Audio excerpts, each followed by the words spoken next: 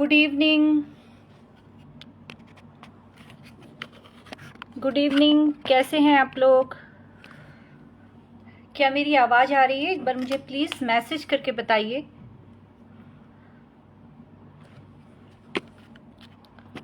क्या मेरी आवाज़ आ रही है? एक बार प्लीज़ मुझे मैसेज करके बताइए।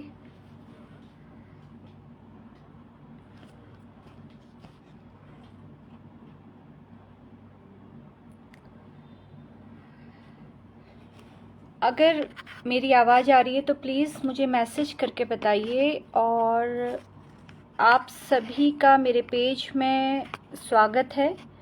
आज मैं कुछ प्रश्न यहाँ पर लूँगी। आप लोगों के द्वारा कुछ प्रश्न मुझसे पूछे गए थे और यहाँ पर सुनील पाल जी के द्वारा एक प्रश्न मुझसे पूछा गया है, तो उनको मैंने लिखा है कि मैं लाइव आकर अभी आपके प्रश्न का उत्तर दूंगी। साथ में अगर आप लोगों के द्वारा कोई ऐसे कानूनी जानकारी प्रश्न मुझसे पूछने हैं तो आप मुझे मैसेज कर सकते हैं और अधिक से अधिक इस पेज को शेयर कीजिए जिससे किसी को कानूनी मदद मिल सके। अगर सुनील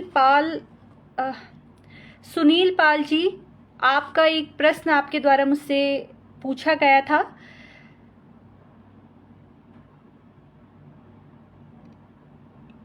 सबसे पहले मैं इनका प्रश्न लूंगी। सुनील पाल जी, अगर आप उपस्थित हैं तो ये आपका प्रश्न देखिए। एक प्रश्न जो सुनील जी के द्वारा मुझसे पूछा गया था, उन्होंने कहा था कि उनको ये पूछना है कि यदि पत्नी के द्वारा दूसरा विवाह कर लिया गया है, दूसरा विवाह पत्नी ने किया है बिना तलाक लिए, केवल सामाजिक समझौते के आधार पर, पति का सिग्नेचर भी नहीं है उस स्टैम्प पेपर पर और अभी वो व्यक्ति शादी भी नहीं किया है, दूसरी ऐसी अवस्था में क्या करे? आप बताने का कष्ट करें, कृपा करें। देखिए, सबसे पहले तो मैं आपको बता दूं कि किसी भी स्टाम्प पेपर पर या किसी वकील साहब के द्वारा आपसे ये कहा जाता है कि आप स्टैम्प पेपर पर हम एक एग्रीमेंट बना लेते हैं, एक समझौता पत्र तैयार कर लेते हैं और वहां पर सुनील पाल जी, मैं आपका प्रश्न ले रही हूं यहाँ पर।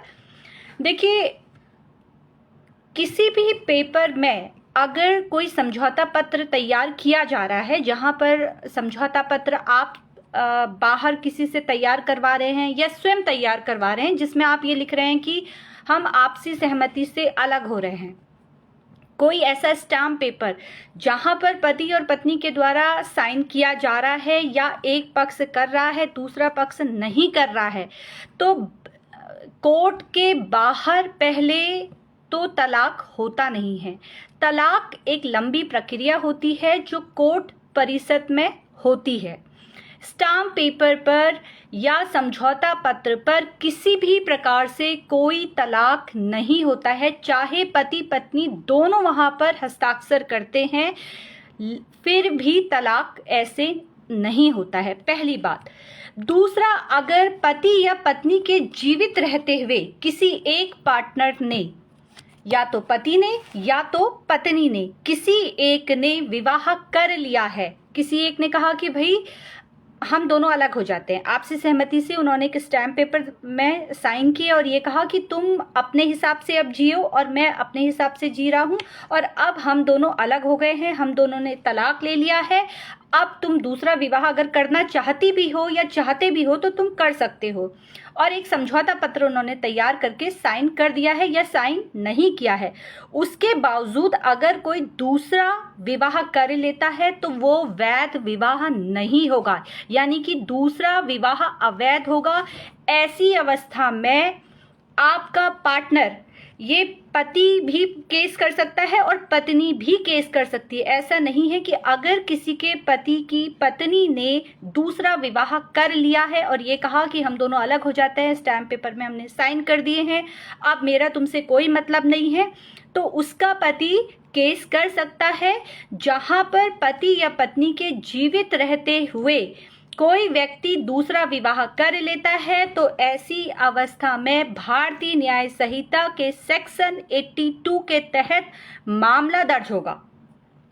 पति के द्वारा भी ये केस किया जा सकता है। जिनके लिए इन्होंने पूछा है, अगर उनकी पत्नी ने दूसरा विवाह कर लिया है, उनके पास एविडेंस है, ऐसा नहीं कि किसी पड़ोस वाले ने कह दिया कि भाई आपकी वाइफ ने दूसरा विवाह कर लिया है, या किसी रिश्तेदार ने कह दिया है कि भाई आपकी पत्नी ने दूसरा विवाह कर लिया है, और आप अगर कोर्ट जाते हो, आपके पास एविडेंस नहीं है, कोई सबूत नहीं है, तो वहां पर आप बुरे फंस सकते हैं, चाहे वो वाइफ है चाहे वो हस्बैंड है। इसलिए ध्यान रखिए कि अगर दूसरा विवाह कर लिया गया है तो वहां पर पति हो चाहे पत्नी हो, वो बिल्कुल एक भारतीय न्याय संहिता के सेक्शन 82 के तहत मामला दर्ज करवा सकता है, और जो दूसरा विवाह होगा वो शून्य होगा। देखिए, इन्होंने लिखा है कि पत्नी अगर दूसरा विवाह कर लेती है तो ऐसी अवस्था में पति को क्या करना चाहिए। मैंने आपको बताया कि ऐसी अवस्था में आपको भारतीय न्याय संहिता के सेक्शन 82 के तहत मामला दर्ज करवाना है, उनके ऊपर कार्रवाई करनी है। अगर ये बात साबित हो जाती है कि पति ने या पत्नी ने अपने जीवन काल में दूसरा विवाह किया है, तो वहां पर 7 वर्ष तक का कारावास हो सकता है, साथ में जुर्माना भी भरना पड़ सकता है। लेकिन इस बात का आपको विशेष तौर पर ध्यान रखना पड़ेगा कि आपके पास एविडेंस होना चाहिए। किसी दूसरे ने आकर अगर आपसे कह दिया कि भाई इसकी वाइफ ने दूसरा विवाह कर लिया या वो रह रही है, अगर किसी के साथ वो रहती है, मान लेते हैं कि उसने विवाह नहीं किया है, वो लिव इन में रह रही है, किसी के साथ रह रही है, तो ऐसी अवस्था में आप भरण पोषण देने से बच सकते हैं। लेकिन अगर इसमें एक प्रश्न उठता है कि अगर पत्नी का किसी के साथ अफेयर है, आपने उसे बार बार पकड़ लिया है, आपके पास चैट है, आपके पास सबूत है कि भाई ये किसी से बात कर रही है, वो इंस्टाग्राम पे बात कर रही है, फेसबुक पे बात कर रही है, या आस पड़ोस में किसी से बात कर रही है, रहती वो आपके साथ है, लेकिन आपने बार बार उसे पकड़ लिया है। अब आपने कहा कि भाई मैं आपको पैसा नहीं दे रहा हूँ, कोई खाना खर्चा नहीं दे रहा हूँ। अब ऐसी अवस्था में अगर पत्नी मेंटेनेंस का केस करती है तो वहां पर पति की जिम्मेदारी बनेगी, फिर भी पत्नी को मेंटेनेंस देना ही पड़ेगा। मेंटेनेंस देने से आप तब बच सकते हैं जब पत्नी ने आपको पूर्ण रूप से छोड़ दिया है, आपको छोड़कर वो अलग उस व्यक्ति के साथ रह रही है। अगर वो उस व्यक्ति के साथ परमानेंट रह रही है, जैसे कि एक हस्बैंड वाइफ रह रहे हैं, विवाह नहीं किया है, लिव इन में रह रही है, तो मेंटेनेंस का बचाव हो सकता है। लेकिन अगर वो लिव इन में रह रही है और उसने विवाह नहीं किया है, तो आप भारतीय न्याय संहिता की धारा 82 के तहत मामला दर्ज नहीं करवा सकते हैं। मामला आप तभी दर्ज करवा सकते हैं जब दूसरा विवाह किया गया है, आपके पास एविडेंस है। मात्र किसी के कहने से आप अगर उनके ऊपर आरोप लगाएंगे तो यहाँ पर आप बुरे फंसेंगे। इस बात का विशेष तौर पर ध्यान रखिएगा।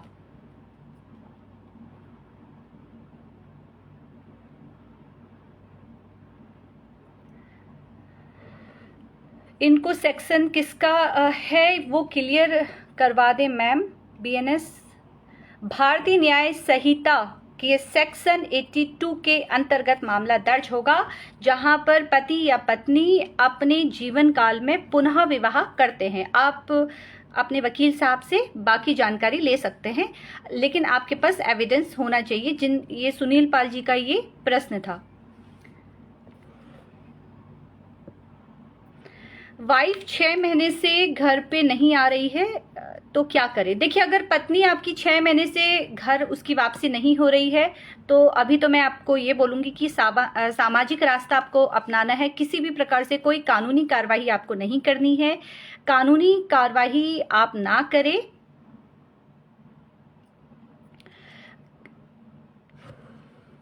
सबूत यही है कि उसने पुरुष से दूसरा बच्चा है जो शादी की है। देखिए, लिव इन में रह के भी दूसरा बच्चा हो सकता है, ऐसा नहीं है कि विवाह के बाद ही बच्चा हो। और अगर विवाह नहीं किया है तो वो दूसरा बच्चा, अगर आप ही के साथ वो महिला रह रही है तो वो बच्चा भी उस पति का ही माना जाएगा।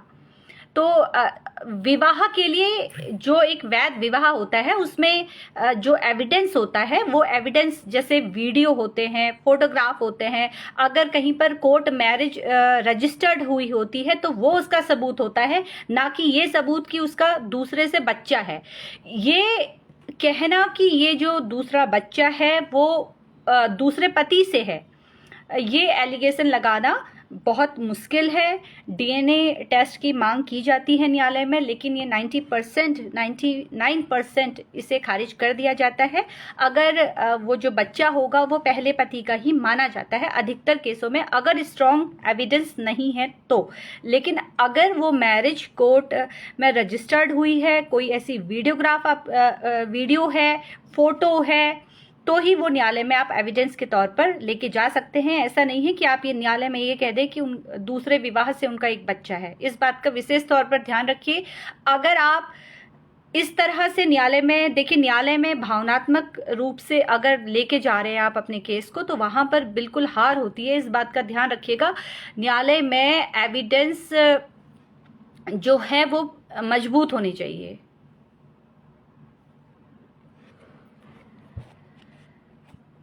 जिनका ये प्रश्न था कि मेरी वाइफ 6 महीने से घर उसकी वापसी नहीं हो रही है, तो उनको मैं ये कहूँगी कि पहले आप सामाजिक रास्ता अपनाइए। सामाजिक रास्ता अपनाने के बाद आप अगर उनसे बातचीत पहले कीजिए। अगर फिर भी वो नहीं आ रही है तो फिर आपको एक नोटिस भेजना है। अभी कोई कार्यवाही मत कीजिए, नोटिस का जवाब पहले आने दीजिए कि वो क्या लिख रही हैं, क्या आपकी गलती है। ये बहुत सारे प्रश्न यहाँ पर उठेंगे। अगर नोटिस का उत्तर उनके द्वारा दिया जाता है फिर अगली कार्यवाही की जाएगी। तुरंत न्यायालय आने की आपको जरूरत नहीं है।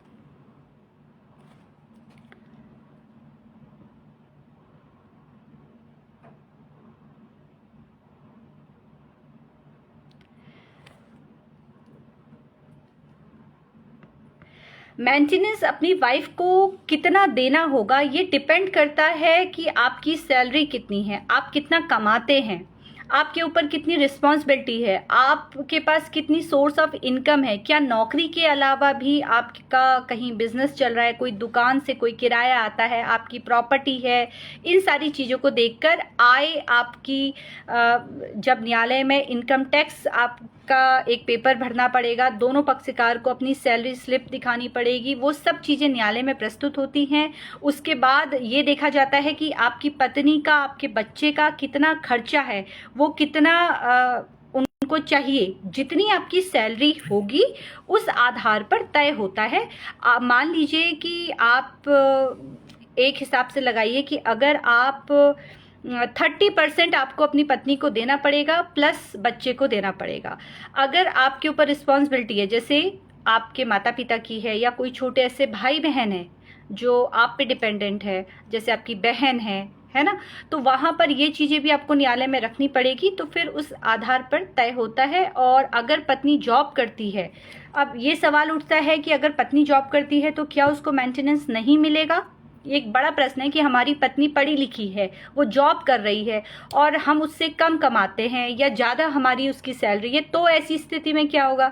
देखिए, अगर पति पत्नी से ज़्यादा कमा रहा है तो जिस स्टेटस पे पति रहता है, जैसे ऐसो आराम में पति रह रहा है, वही स्टेटस उसको अपनी पत्नी का भी मेंटेन करना पड़ेगा, अपने बच्चे का भी मेंटेन करना पड़ेगा। तो ये कहना कि मेरी पत्नी तो कमा रही है, मैं फिर भी मेंटेनेंस नहीं दूंगा, फिर वहाँ पर अगर आप नहीं देते हैं, आप मान लेते हैं कि आपको आदेश पारित हो गया है मेंटेनेंस का, फिर भी आप नहीं दे रहे हैं, तो फिर आगे की कार्रवाई होगी। इसमें जेल भी जाना पड़ सकता है और यहाँ पर आपकी संपत्ति, लास्ट में वारंट निकलता है। फिर जो आपकी संपत्ति होती है, लास्ट स्टेज वो है कि आपकी जो संपत्ति है उसकी नीलामी कर पत्नी को दिया जाता है। इसलिए अगर इंटरिम मेंटेनेंस बांध दी गई है किसी पति को, तो मैं उससे यही कहूँगी कि कुछ पैसा आप दीजिए, चाहे आप वो केस आगे फाइट कीजिए, लेकिन कुछ पैसा आप दीजिए यहाँ पर, नहीं तो बाद में आपको भारी भरकम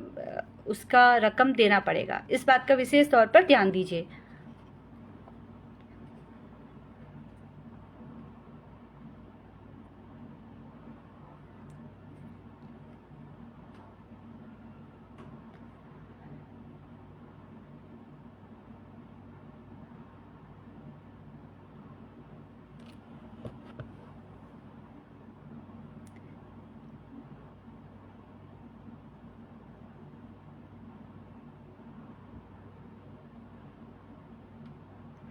देखिए, अगर कोई महिला लिव इन रिलेशनशिप में रह रही है, वो अभी उसका पति जिसके साथ वो रह रही है वो उससे विवाह नहीं कर रहा है और किसी व्यक्ति के साथ वो महिला रह रही है, और ऐसी अवस्था में उनके बच्चे हो जाते हैं, है ना।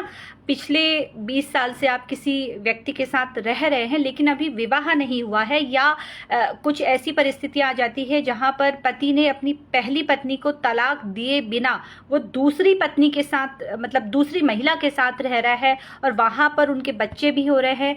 अब जो दूसरी वाइफ है या दूसरी महिला है उससे उसका मतभेद चल गया, तो ऐसी अवस्था में उसको पहली पत्नी को भी मेंटेनेंस देना पड़ेगा, दूसरी पत्नी भी मेंटेनेंस पाने का अधिकार रखेगी, और अगर बच्चे हो जाते हैं लिव इन में तो वहां पर वो बच्चों को भी भरण पोषण उसको देना पड़ेगा। यानी कि अगर एक महिला लिव इन में रह रही है, उसके साथ मारपीट हो रही है, घरेलू हिंसा हो रही है, तो वो डीवी एक्ट के तहत मामला दर्ज करवा सकती है, मेंटेनेंस की मांग कर सकती है, बच्चों का भरण पोषण भी उस व्यक्ति से प्राप्त कर सकती है, और यहाँ तक उस बच्चे को पैतृक संपत्ति पाने का भी पूर्ण अधिकार होता है।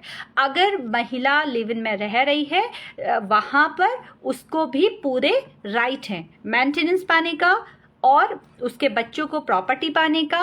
वो पूरा अगर काफी समय से एक साथ रह रही है, ऐसा नहीं कि 4 या 5 दिन वो लिव इन में रह रहे हैं उसके बाद वो ये सोचे कि मेंटेनेंस मिल जाए, इस तरह से नहीं। लिव इन में रहने का काफी लंबे समय से उनके बीच में संबंध है। तो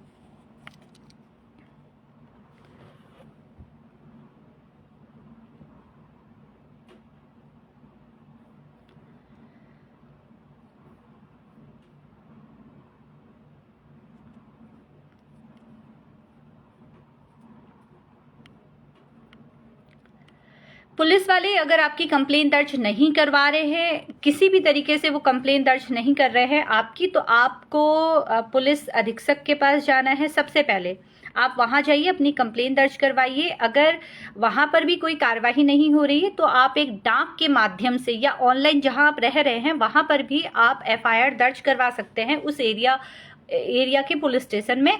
अगर डाक के द्वारा रिसीव वहां से नहीं हो रहा है और आपने डाक भेजी है फिर भी एफआईआर दर्ज नहीं हो रही है उस पुलिस स्टेशन में, तो आपको मजिस्ट्रेट के पास जाना है। जो आपके पास एविडेंस है, जो आपने पहले एफआईआर लिखाने के लिए कोई एप्लीकेशन लिखी है या कुछ ऐसा एविडेंस है, वो जरूर लेके जाइए। तो मजिस्ट्रेट के पास आपको जाकर फिर कंप्लेन दर्ज करवानी है। लेकिन ये ध्यान रखिए कि अगर किसी मामले में आप वहां पुलिस वालों को लगता ही नहीं है या आपकी कंप्लेन आपको लग रहा है कि यहाँ पर अपराध कारित हुआ है, लेकिन वहां पर जब इन्वेस्टिगेशन हो रहा है वहां पर कोई अपराध कारित नहीं हुआ है, सिर्फ आप एफआईआर दर्ज करनी है, आपको ऐसा लग रहा है पर कोई अपराध कारित नहीं हुआ है, फिर भी आप मजिस्ट्रेट के पास जा रहे हैं, तो फिर वहां पर भी एफआईआर दर्ज नहीं होती है। वो उनके विवेक पर आधारित है कि भाई आपका मामला कितना सही है। तो इस बात का विशेष तौर पर ध्यान रखिएगा।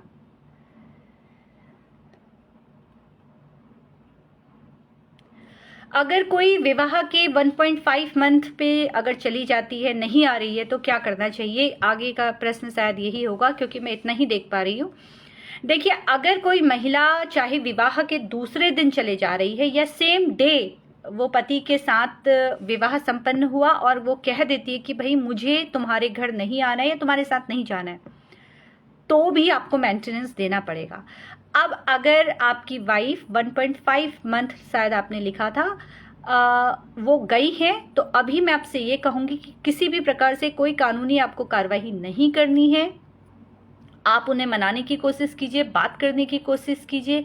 हाँ, अगर वो गलत हैं, आपको लगता है कि आपके साथ धोखाधड़ी हुई है, अगर आपको चीट कर कर आपका विवाह कर लिया गया है, तो ऐसा जो विवाह है वो वैध विवाह फिर नहीं माना जाएगा। आप वहाँ पर अब किसी वकील साहब से मिलकर आगे की जानकारी ले सकते हैं। लेकिन अगर वैध विवाह हुआ है, आपसी सहमति से विवाह हुआ है, तो वहाँ पर फिर आपको करना क्या है, थोड़े सबूत आप इकट्ठा कीजिए। पहले सामाजिक रास्ता ही पहले अपनाइए। खैर, आपका पूरा मैंने प्रश्न देखा नहीं है, जितना आपने लिखा है उस हिसाब से मैंने बात की है। सेक्शन 9 में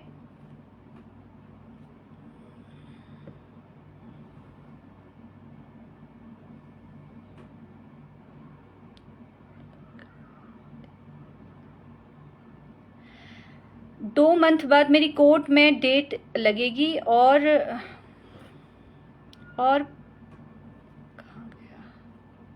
पति न डाइवोर्स केस में इस बार गवाह देंगे बोलते हैं, जज क्या फैसला लेगी? पति के साइड में फैसला सुनाएगी।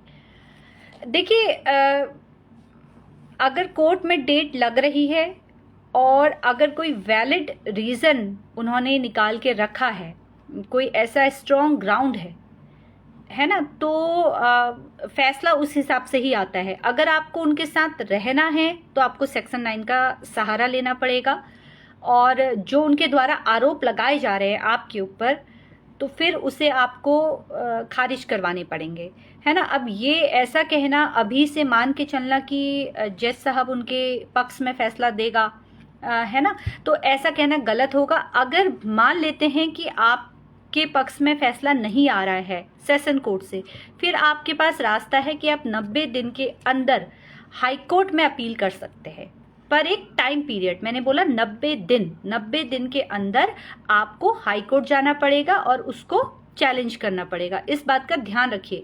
अब अगर आप ये कहती हैं कि भाई 1 साल के बाद मैं हाई कोर्ट जाऊंगी, तो फिर ये नहीं होगा, फिर अपील नहीं होगी। तो आपको अगर फैसला आपके विरुद्ध आ जाता है तो आपको हाई कोर्ट जाना है।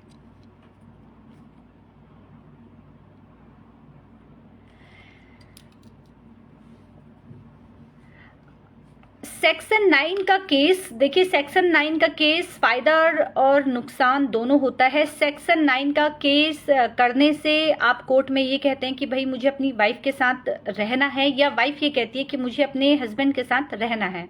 नुकसान ये है कि सेक्शन 9 का अगर आप केस करते हैं तो तलाक का केस फिर आपके द्वारा नहीं किया जाएगा। अब फायदा और नुकसान दोनों हैं। अगर सेक्शन 9 में मान लेते हैं आपके पक्ष में फैसला आ भी जाता है और आपका पार्टनर कहता है कि भाई मुझे नहीं जाना है इनके साथ, मैं नहीं रहना चाहता हूं, तो कोर्ट भी उनको जबरन आपके साथ नहीं भेजेगा। तो फायदा और नुकसान दोनों हैं।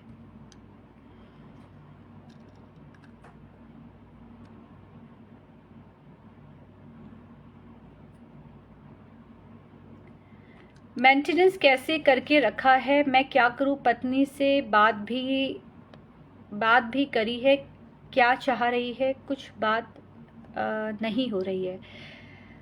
देखिए यहाँ पर अगर हस्बैंड वाइफ के बीच में लड़ाई झगड़ा हो रहा है, वाइफ अगर 6 महीने के अंदर कोई केस दर्ज करवा रही है, जैसे मेंटेनेंस का केस, दहेज का केस यानी कि 498A का केस हो गया, दहेज का केस, या कोई ऐसा एलिगेशन आपके ऊपर लगा रही है आपकी फैमिली में किसी मेल पर्सन पर, या फिर DV एक्ट के तहत मामला कर रही है 6 महीने के अंदर या साल भर के अंदर, जहां पर उसने गंभीर आरोप लगा दिए, तो मान के चलिए कि उनका मेन मकसद पैसा है।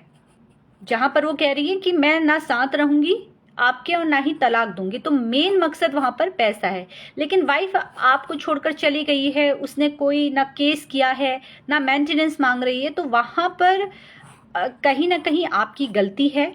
वहां पर बात करने की कोशिश कीजिए। मैं आपसे यही कहूंगी कि कभी कभी हमारी भी गलती होती है, हमें अपने पहलू से भी देखना चाहिए। कल एक किसी से, आप ही में से किसी से बात हो रही थी, वो ये कह रहे थे कि आज से 16 साल पहले मैंने अपनी वाइफ से मतलब उनकी वाइफ से विवाह हुआ, वो भी लव मैरिज उनकी थी। रात में वो लेके वाइफ को लेकर अपने घर आए और कहने लगे कि कल सुबह मैं इनसे विवाह करूंगा। लेकिन 16 साल के बाद दोनों के बीच में तनाव की स्थिति उत्पन्न हो गई। बच्चे 14-15 साल के हैं। अब पत्नी पिछले 1 साल से उनके साथ रहने को मना कर रही है, और उसके पीछे का कारण ये है कि पति का अपने बिजनेस में नुकसान हुआ, वो ड्रिंक करने लग गया, मारपीट करने लग गया, गाली गलौज होने लगी, और पत्नी उसको छोड़कर चली गई। अब वो 1 साल हो गया, पत्नी वापसी नहीं कर रही है। अब अगर ऐसी स्थिति है जहां पर लड़के की गलती है, तो मनाना भी उसका ही काम है। अपनी गलती को मानिए।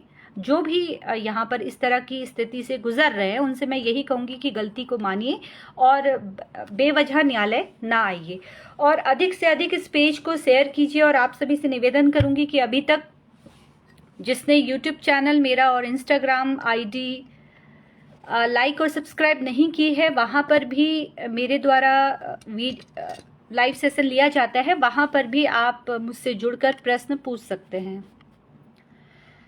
शादी को 5 साल हो गए हैं, एक बेटा है मेरा, एक 5 साल का, 2 साल हो गए हैं अलग रहते हुए। देखिए, अगर 5 साल हो गए हैं, 2 साल से आप अलग रह रहे हैं, तो ये आपको डिसाइड करना है कि आपको करना क्या है, क्या साथ रहना है या अलग होना है। अगर 2 साल से ज़्यादा का समय हो गया है जहाँ पर पति पत्नी एक साथ नहीं रहे हैं, एक साथ एक दिन भी वो साथ उन्होंने गुजारा नहीं है, जहाँ पर कोई रिलेशन उनका नहीं बना है 2 साल के अंदर, तो वहाँ पर इस अवस्था में आप तलाक की मांग कर सकते हैं आपके द्वारा। पर यहाँ पर क्या कार्रवाई की गई थी, क्या आपने पहल की थी कि वो घर वापसी कर ले, क्या आपके ऊपर कोई केस दर्ज है, ये बहुत सारी चीज़ें जब आप मुझे बताएंगे उसके बाद ही मैं कुछ कह सकती हूँ। आज किसी से जब बात हो रही थी, उनका ये कहना था कि मैंने अपनी वाइफ से समझौता कर लिया, समझौता ना चाहते हुए भी समझौता किया, और उसके पीछे का कारण ये था कि पत्नी ने पिछले 3 साल से दहेज का केस लगाया था, झूठे आरोप लगाए थे, सास ससुर दूर दूर के रिश्तेदार उसमें शामिल थे, और आज समझौता करने का कारण ये हुआ कि उनकी बहन की शादी इस वजह से नहीं हो पा रही थी क्योंकि उनके घर में कोर्ट केस चल रहा था, क्योंकि उनका मतलब लड़की का भाई 498A के केस में फंसा हुआ था। सोचिए कि एक लड़का जिसके ऊपर झूठे आरोप लगाए हुए हैं, लास्ट में आज वो 3 साल के बाद समझौता करने के लिए लड़की की शर्तों पर समझौता उसके द्वारा किया गया, इसलिए क्योंकि उसकी बहन की शादी नहीं हो रही थी। सोचिए कि अगर झूठे केस अगर ऐसे दर्ज होते हैं या ऐसी जिद होती है तो कितने परिवार खराब हो रहे हैं।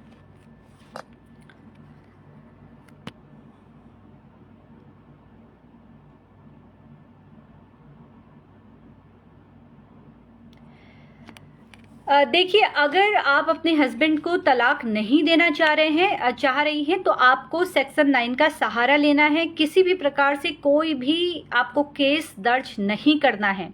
अगर आप केस दर्ज करती हैं, झूठे केस दर्ज की बात मैं यहाँ पर करूँगी, क्योंकि देखिए हमसे ये कहा जाता है कि भाई आपको अपना केस मजबूत करना है तो कुछ आपको केस दर्ज करवाने पड़ेंगे, घरेलू हिंसा का, 498 का, दहेज का केस। तो अगर घर बसाना है तो कोई केस नहीं करना है, सिर्फ सेक्शन 9 का सहारा लीजिए। और अगर मामला जब न्यायालय में आ भी रहा है तो वहां पर किसी भी तरीके से बात को मीडिएटर के पास लेके जाइए, मीडिएशन में आप लेके जाइए। एकदम तलाक नहीं होता है, मीडिएशन में मामला लेके जाइए। वो जो भी एलिगेशन आपके ऊपर लगा रहे हैं, जिस आधार पर वो आपसे तलाक की मांग कर रहे हैं, उसके वो जो भी अगर वो झूठे एविडेंस लगा रहे हैं तो उसको आपको डिनाई करना है। पर केस अगर आपको ये कहा जाता है कि भाई आप केस कर दो, वो जो सामने वाला थोड़ा वीक पड़ जाएगा, तो ऐसा नहीं होगा। बात करने की कोशिश कीजिए, गलती अगर है तो मनाने की कोशिश कीजिए और सेक्शन 9 का आप यहाँ पर सहारा लीजिए। लेकिन हाँ, अगर आपके साथ मारपीट हुई है, गाली गलौज हुई है, दहेज की मांग की है, तो वहाँ पर मैं आपसे यही कहूँगी कि ऐसे व्यक्ति जो किसी महिला पर हाथ उठा रहे हैं, गाली गलौज कर रहे हैं या दहेज की मांग कर रहे हैं, उनके खिलाफ तुरंत कार्रवाई होनी चाहिए।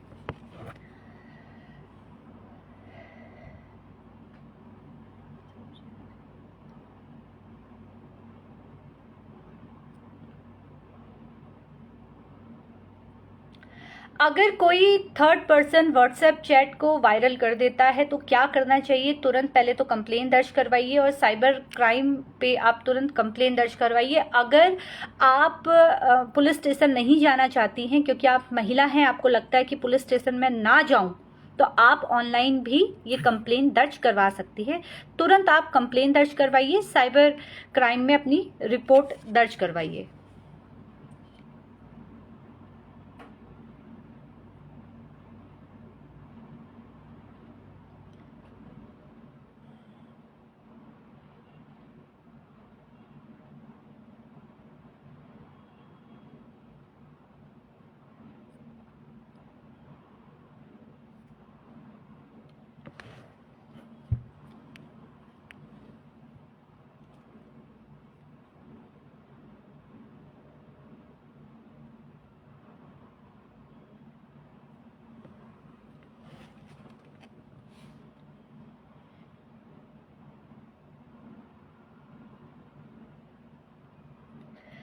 पूनम जी, मैंने आपके प्रश्न नहीं देखे हैं। आपको जो भी प्रश्न अभी मुझसे पूछना है, आप मुझे कमेंट बॉक्स अभी मुझे प्रश्न कीजिए, मैं भी आंसर दूंगी। हो सकता, क्योंकि बहुत सारे प्रश्न आते हैं, हो सकता है मैंने आपका प्रश्न नहीं देखा हो, लेकिन अगर मैं ध्यान रखूंगी। या तो अगर आपको लगता है कि यहाँ पर आप प्रश्न कमेंट नहीं कर सकती हैं, तो आप मेरे मैसेंजर पर पुनः मैसेज कीजिए।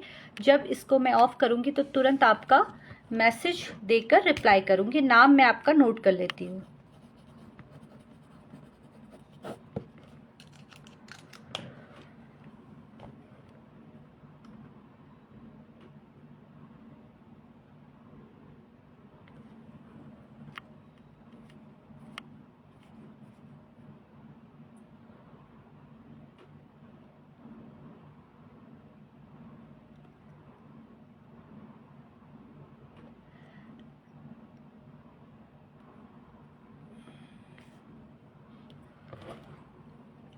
अगर पहले से महिला विवाहित है, उसका एक बच्चा है और आपको इस बात की जानकारी नहीं थी, तो ये मुझे बताइए कि कितना समय हो गया है और कितने समय के बाद आपको ये मालूम चला कि उनका एक बच्चा है, उन्होंने पहले से तलाक नहीं लिया है।